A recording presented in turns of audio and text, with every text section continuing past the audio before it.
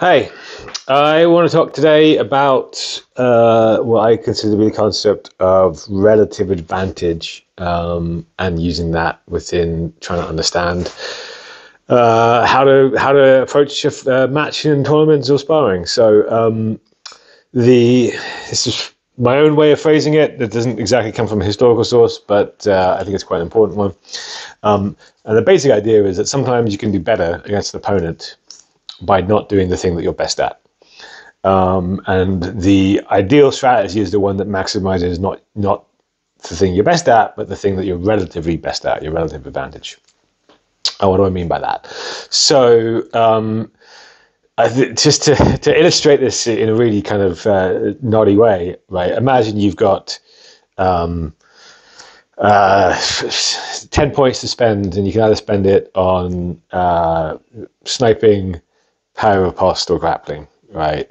Someone might spend 4 points on sniping and 3 points on the other two, and the other person might put all 10 points into sniping, right? And if I'm that first person, the thing I'm best at is sniping, right? I am genuinely better at that than the other two things because I put 4 rather than 3 points in them. But if I'm now fencing the person who's put all 10 points in their sniping, and I'm trying to do my sniping game, then I'm going to lose because they're better at it than me.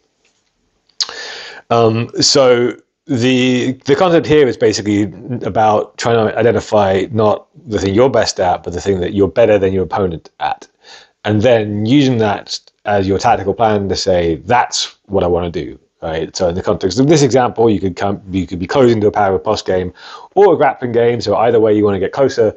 And in those circumstances, you put your imaginary hypothetical opponent has got 0 points, and you win, right? As long as you get to that situation. And this is something that I see a lot in tournaments, and especially it's quite common if people have trained in an environment where the rules and the meta is quite uniform. They tend to follow the pattern of kind of following back on the same old tricks that work in that pattern, and then as soon as you move out of that rule framework or that meta framework, and if you're not familiar with the distinction, right, rules is the physical rules that this is what you can do, this is what you can't do, and meta is the way that most people have decided to approach the problem. So when you move out of sort of your local environment, suddenly things that seem to have worked because you in that circumstance were relatively the best at it may not work, or you might come across might be working against 6 out of 10 fences, and you fence one of the other ones, and then you lose. You also see this quite commonly when you have Olympic fencers who come over to HEMA without having necessarily trained quite a lot, and because they have some very, very specific skills that they've trained well, and I don't mock their judgment of timing or anything like that. Against a lot of fences, they can kind of just spam that and it works, and then they come against someone who has that skill relatively well in HEMA and has other things as well, and that's the kind of losers. But the challenge is not just being good at multiple things, but also being good at forcing a match to be where you want to get where you want it to be. So again, in my joke example, if I'm trying to grapple, it's all well and good saying, as long as I get to grapple, I've won. But you've got to get there first, right? And you've got to be good at being able to say, okay, not just this is where I'm relatively best, but then also deciding how to get there, right?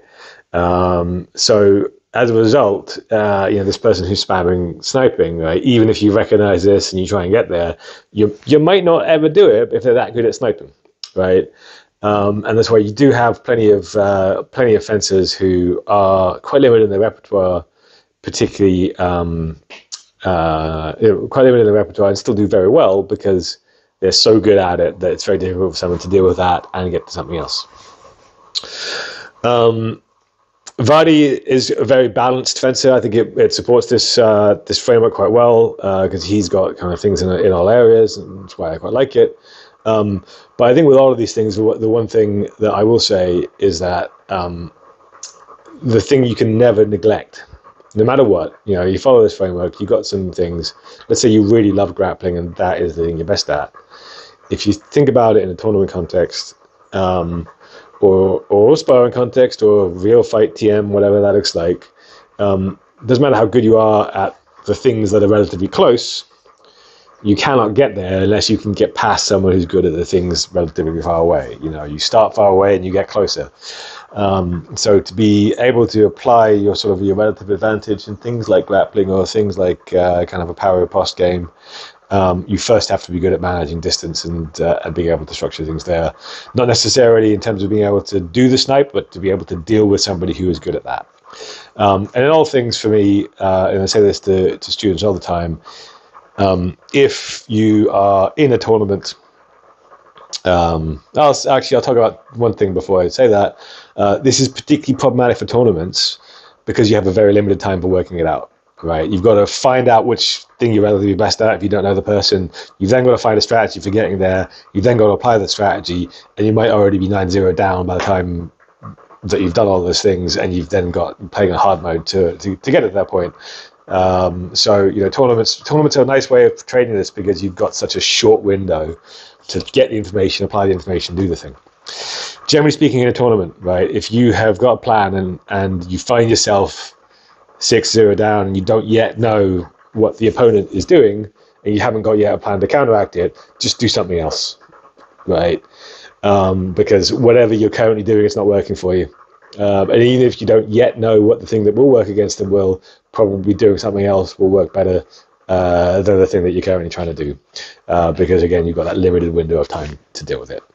In short though, right, most important thing when deciding how to approach an opponent is not to work out what the thing you're best at, but the thing that you're better than them at, and try and force the fight to be there. Thanks for watching.